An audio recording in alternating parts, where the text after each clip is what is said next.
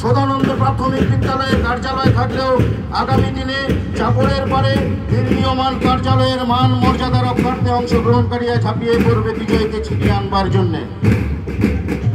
এর পিছনে রয়েছে বেদব্যাসের ছাত্রছাত্রীরা, তারা এগিয়ে চলেছে।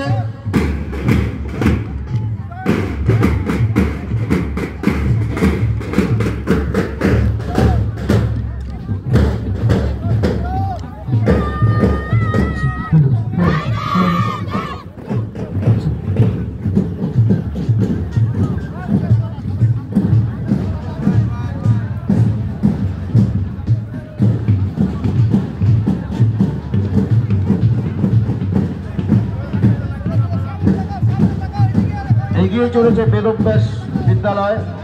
এর পেছনে যে মার্চ পাস্টে রয়েছে আলিপুরদুয়ার পশ্চিম মণ্ডল।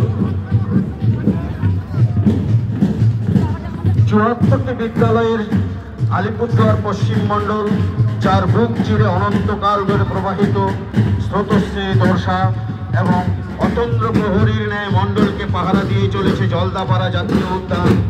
বাস্তলগুড়িতে অবস্থিত